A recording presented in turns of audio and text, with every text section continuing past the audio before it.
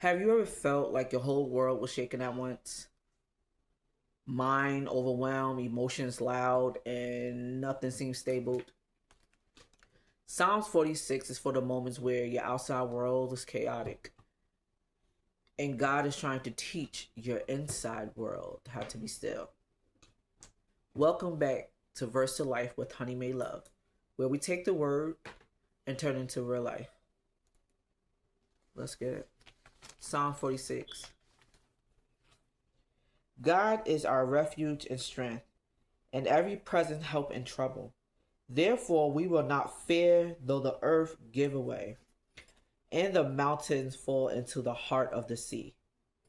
Though its waters roar and foam, and the mountains quake with their surging. What these verses are describing is what it feels like when your foundations start to shake. God becomes a place where our mind and heart can settle with everything around us feels unstable. That's what it means for God is our refuge and our strength. I had to learn that. I had to learn to stop running to external things for my refuge. I would run to alcohol and people in the survival circle that I had built.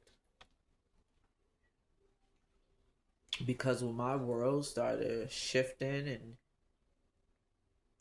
shaking, none of those things or people was able to hold me up. So I had to learn what it really meant to allow God to become our refuge. The earth giving way is your foundation shaken, and most of us built our foundation off of survival. So when God started working through your life, that survival foundation start to crack. Instead of breaking, cracking, same thing. Things you thought was going to be there forever starts to collapse. Relationship shifts and people leave and situation changes. And at first, it's feel like you're alone, but this verse is reminding us that we are never alone.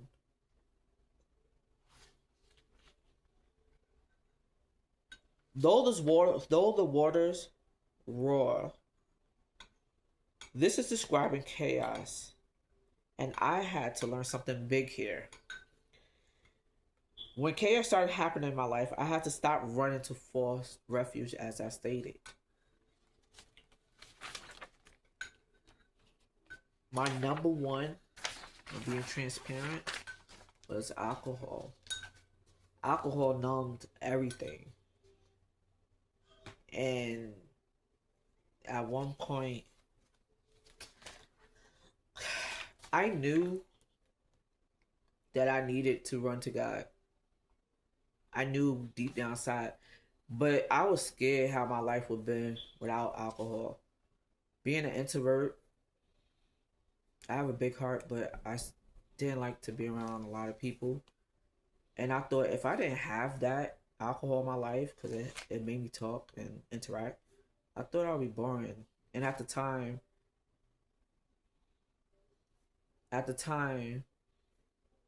I didn't know how it felt to be alone. So I thought if I was alone, that I wasn't loved, my world was just going to collapse.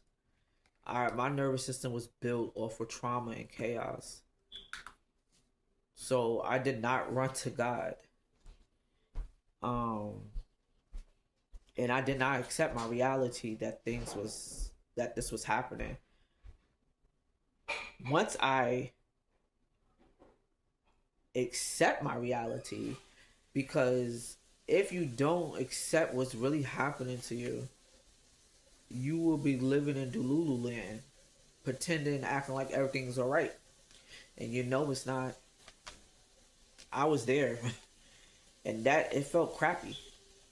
It felt really crappy, and another reason I knew that if I ran to God to be my refuge and strength, He was going to remove at that time. He was going to remove everybody He was going to remove the things I ran to. And I didn't, at the time, I didn't think I could live without alcohol, the people, or, relationships. I didn't think at that time that I could live without it. So I did not run to God. And some of us don't run to God because we know that God is going to remove all of the things that we feel like we cannot live without. I'm just being honest. So I had to allow God, really, in order for my life to change, I had to allow God become the place where I run to. Seriously. And I had to. I had to. When my life started shifting, everything around me started collapsing. It started collapsing.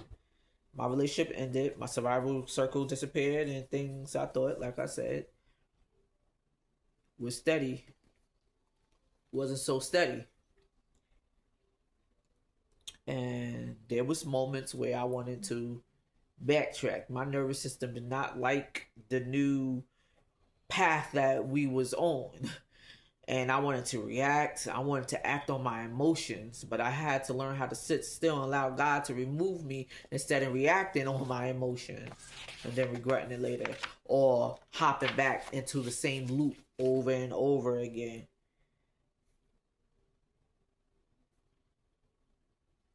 And another thing I learned, during this process, your emotions. We gotta be mindful of the emotions. The roaring waters. Think of water as emotions. And if it's roaring waters, that's emotions up and down. You have to be aware of your emotions and be aware that there is emotion attached to every situation, every outcome, good, bad, or in between. Just because God is working through you doesn't mean you're not going to feel the process. There was a couple of moments where I knew what was happening spiritually. I already knew what was about to happen, what was going to happen, and I was like, in my head, I would be like, I know this is about to happen. This is about to be a breeze. Nah, when it happened, it hit me hard. It hit me hard. And that's when I knew that there's emotion attached to everything. Whether you think you're ready for it or not, whether you are ready for it, it's still emotions. Whether it's long term or short term, we have to be mindful, because with a dysregulated nervous system, trying to heal, when emotion hits you unexpectedly because you're not really accepting or understanding what's going on, you will freeze. You could backtrack. You could fall under old habits. So please be mindful. There's emotions when your foundation starts shaking. There's emotion when that relationship is ended. There's emotion with that survival group is disappearing. There's emotion in everything. But one thing I can guarantee you, through all the roaring waters and quaking mountains and the waves going up and down, I can guarantee you one thing that stays steady, and that's the presence of God. That stays steady. And once you accept that and feel that and accept the process that God is putting you through, things will start to get easier. It won't be as perfect as you want it overnight, but it will start to get easier. Remember, healing don't truly start without acceptance, accountability, and truth. If this is you, then this message is for you. But before I let you go, I want you to ask yourself this. I want to know, well, I don't want to know, but where do you go when your life becomes overwhelmed? Because wherever you go, you done made that your refuge. My beautiful opinion, Make God your refuge. God gonna give you the strength to get through it. So you can leave your answers in a comment or keep it personal to yourself. Thank you for watching Verse to Life on Honey Made Love, where we take the word and turn it to real life.